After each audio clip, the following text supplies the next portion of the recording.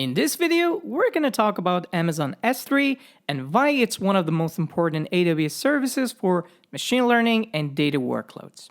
In real ML projects, S3 is often the first place your data lands when you move to AWS, and it's also a very common place to store training and inference data for services like Amazon SageMaker. Here's what we'll cover. First, S3 storage classes, then S3 intelligent tiering and lifecycle policies. Next, Lake Formation for granular data access. After that, S3 events and event-driven architecture. Then S3 partitioning for better query performance. And finally, S3 Gateway Endpoints for private access to S3. In our previous videos, we already covered Amazon S3 basics and storage classes in detail. If you want full foundation first, you can also give those a look for better understanding. All right, let's start with S3 storage classes. A simple way to think about S3 storage classes is with two questions. First, how often do you need to access the data? And the second one, how fast does it need to be available when you do access it? Based on that, here are the main ones you should know. S3 standard, this is for frequent access and fast retrieval. So it's the default choice when apps or ML pipelines constantly read and write data. S3 standard, infrequent access or standard IA, it is still fast retrieval, but it's designed for data you don't access as often. The next ones are S3 one zone IA and S3 express one zone. Here, objects are stored in a single availability zone. So the benefits are performance and lower cost compared to multi-AZ storage, but the trade-off is lower resiliency compared to multi-AZ options. And then on the other hand, you have the S3 Glacier storage classes, which are designed for rare access. Glacier instance retrieval, which provides quick retrieval with infrequent access. The next one is Glacier flexible retrieval, which provides slow retrieval but also cheaper storage, and then Glacier Deep Archive, which provides the slowest retrieval among them all, but the cheapest for long-term archives. So you can think of using logs, compliance archives, or datasets you almost never touch but must keep. So if storage classes are the where to store the data, then intelligent tiering and lifecycle management are the features of showing how. In other words, how do objects actually move between classes over time? S3 intelligent tiering is a feature that automatically moves objects between tiers based on access patterns. So it's best when you're not sure how often data will be accessed as time goes on. So AWS will handle that automatically for you. The next feature is S3 lifecycle management.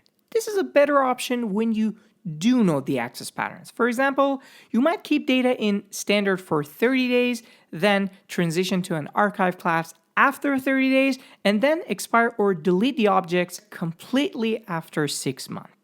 A simple way to remember it is intelligent tiering means AWS figures it out for you, but lifecycle policies means you define the timeline for the system.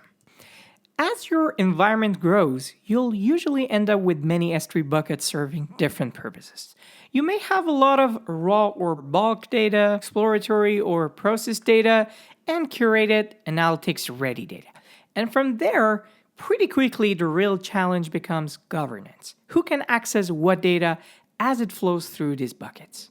And that's where AWS Lake Formation comes in. AWS Lake Formation centralizes governance, security, and data sharing across your data lake.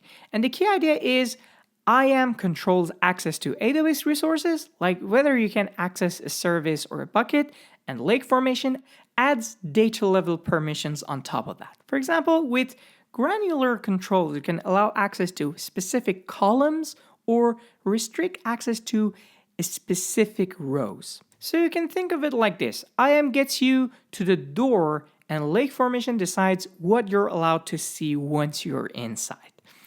And another important feature is S3 events. So when a new object is uploaded into an S3 bucket, S3 can publish an event. And using services like Amazon Event Bridge, you can trigger actions across AWS. Here are a few common automation you'll see when data lands in S3. You can send a message to SNS or SQS, trigger a Lambda function, or kick off a downstream pipeline step. So S3 isn't just a storage. It can also be a starting gun for your workflow. Now let's talk about querying S3, because a lot of people store huge datasets in S3 and use Amazon Athena for ad hoc querying. Athena can query directly from S3 at massive scale. The problem is, if your query scans too much data, it gets slow and it gets expensive. And that's where partitioning comes in. S3 partitioning is basically a Hive-style folder structure that helps Athena scan less data. A common example is a date-based layout like year equals 2025, 2026, month equals 12, day equals 28. And you can see the benefits right away. Athena can target specific partitions and only scan what's needed. So partitioning improves performance and reduces cost by cutting down how much data gets scanned per query. Now let's finish with a feature that's simple but very commonly missed: S3 Gateway Endpoints. Here's the real problem. Compute instances in a private subnet still need to access S3, and a lot of people accidentally route that traffic over the public internet, which is slower, less secure, and often more expensive. So the solution is straightforward. With an S3 gateway endpoint, you connect your VPC to S3 privately without going over the public internet. So if you're building anything in a private subnet, like an ETL job, a training workload, or a backend service that needs S3, this is one of those set it and forget it thing best practices. Alright, before wrapping up, here are the key takeaways that you should remember from this video. S3 is a core storage foundation for many ML and analytics workflows on AWS.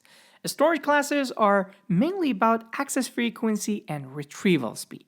Use intelligent tiering when access patterns are unknown for you, and lifecycle policies when you know the timeline.